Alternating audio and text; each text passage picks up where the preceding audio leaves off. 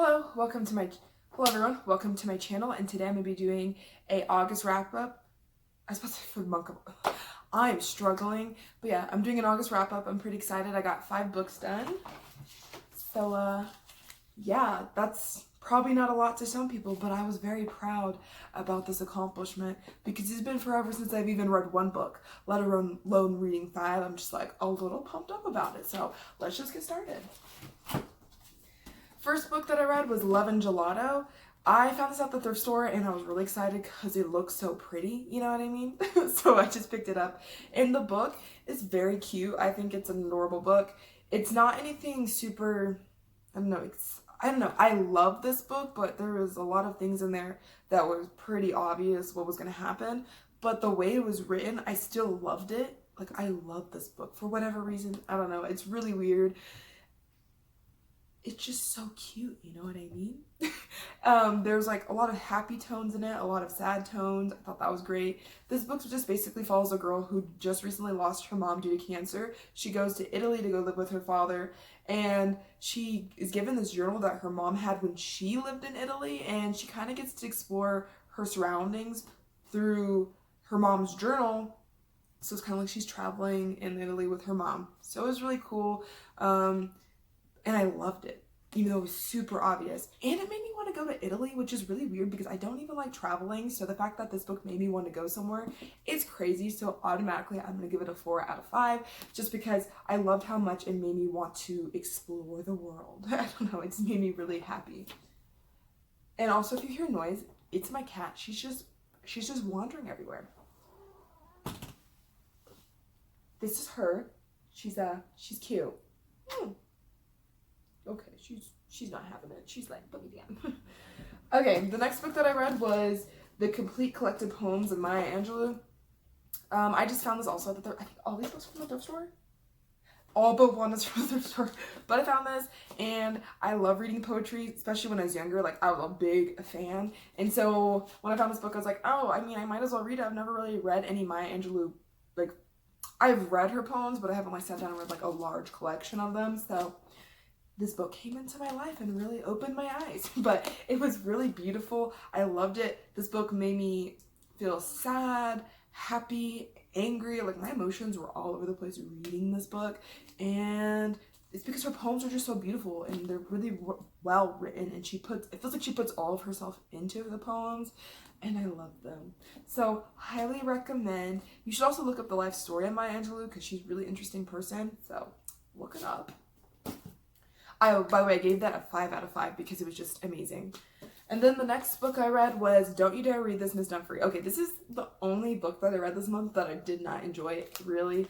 It was really boring because this book is about a girl who's going through a really rough home life situation, and they tell her story through a journal because her teacher requires all the students to do weekly journaling. Raven! Weekly journaling.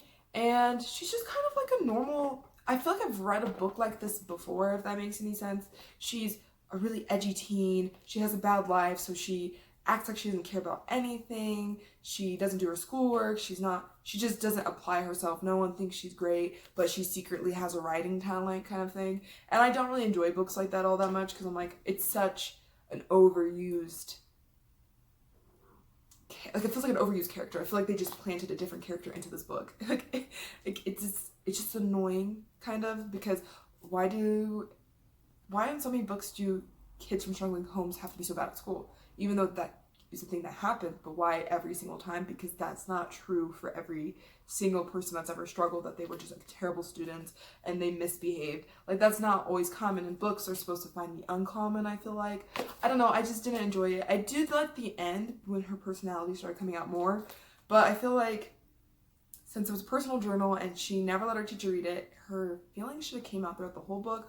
Also, I was kind of confused because throughout the whole book she kept mentioning the fact that she was worried that Miss Dunfrey might read her journalings, but she continued to write things that could get her and her family in trouble, and then she just stopped writing. Like, it was just really confusing. Maybe it was her trying to reach out for help by like purposely writing things that could get her family in trouble, but she really didn't want them to know. Like, I was just like, I just didn't enjoy it. I feel like this probably would have been a better story if they had just written it like a normal story instead of like a journal, you know, because then maybe I would understand her better, and she could do more like internal thinking, and I don't know. I probably would have enjoyed it better that way.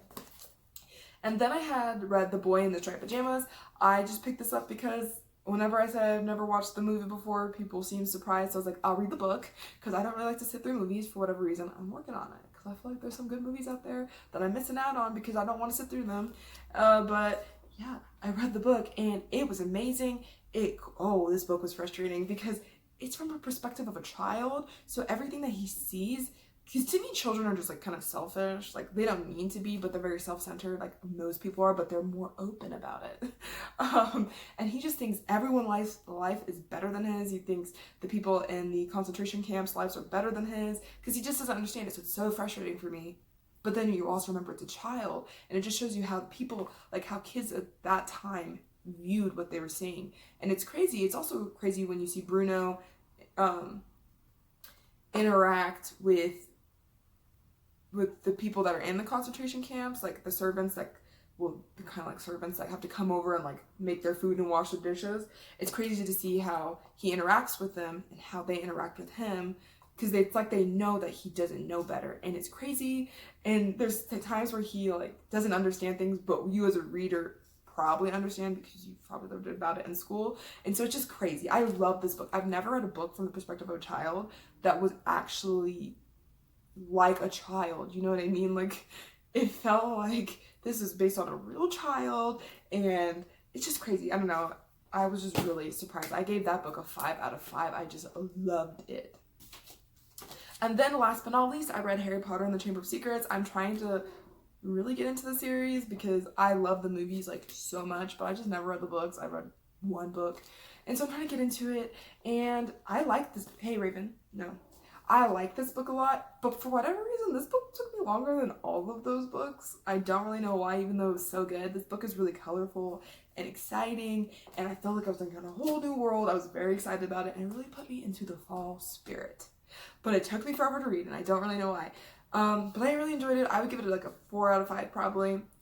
This month, I think I'm rating some of these books so high just because I haven't read in such a long time that like my brain is like in overdrive, like thinking about how exciting it is that I'm using my brain. Like, I don't know.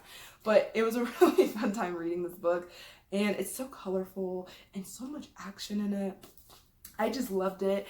And can I just say something though? Tell me why Ron seems really smart in the book, but then when I watch the movie, Ron seems like sometimes stupid.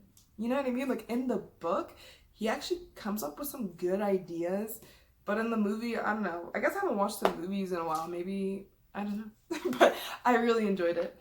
And that was all the books I read this month. I'm pretty proud of it. Hopefully this upcoming month, September, is successful or more successful. Probably not, but I'm hoping it is. But to be honest, I think we're already done with our first week of September at this point, and I still haven't started reading, so yeah, I'm kind of concerned about my ability to read for September. But this was an exciting month. I hope you guys enjoyed this video. If you did, please give it a big thumbs up. And if you kind of like the video, you could always like it up still. Or if you're like on the verge of liking, you should just like it. Yeah, like a little act of kindness today. But I hope you guys have a blessed rest of your day, a blessed rest of your week, and make sure you're kind to every soul and book lover that you meet. Deuces. Eyes itching.